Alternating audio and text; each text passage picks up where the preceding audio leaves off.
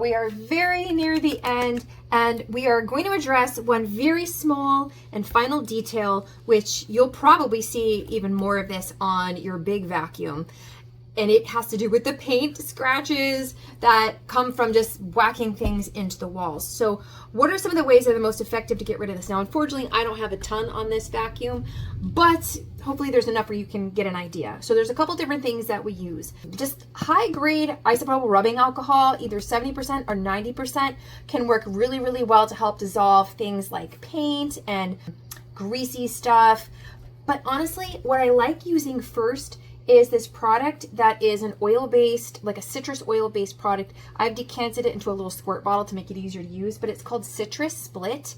Kirby makes it actually, but this is an oil base. And all I like to do is to take a piece, like a little spongy, scrubby thing, or whatever you got, but usually something that's can withstand some rubbing, and apply that to the paint that you see, okay, where you got your scuffs. Now, I'm going to warn you, sometimes depending on what kind of paint it is and how much is on there and how much it has become one with the body of the vacuum, like the plastic, sometimes it's not going to come off. But 9 times out of 10, you're going to get quite a lot of it off. And once you do, it is so gratifying. Customers really appreciate it. I like to get it on there and then give it a minute or so to just kind of like do its thing to dissolve this paint. But it's a wonderful product because it's not toxic. Even though it's such a great degreaser, it doesn't seem to bother my skin. Now, I'm not super sensitive, but still, I'm like a human. And so it doesn't bother me. I use this stuff a ton to get like the gluey stuff when I'm trying to like clean off a jar. It'll take Sharpie marker off of things, off of your skin, but it just seems to do a beautiful job on the plastic of a vacuum cleaner without incurring damage. And I mentioned that because another popular choice is a Mr. Clean Magic Eraser.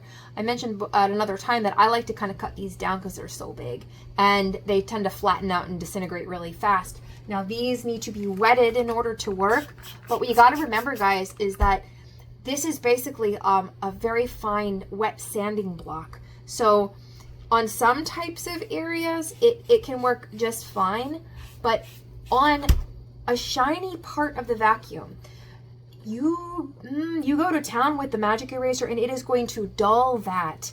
It will get rid of the paint. Oh, sure it will, but it's going to look terrible. It's going to look really, really dull. So yes, can you use a magic eraser? You can, but you got to be really, really careful about how and where you use it. Again, using the Citrus Split usually gets most of everything. And then sometimes we can combine that with a little bit of that rubbing alcohol, and that might just literally solve, as in dissolve, the rest of it, and also clean off the oily residue really nicely. So I think that did pretty well. I think that looks better. And again, same thing on this side. I missed a couple spots. But this also just helps plastics look nice too. It just kind of conditions it a little bit. Just get rid of that residue, and now that looks really, really good.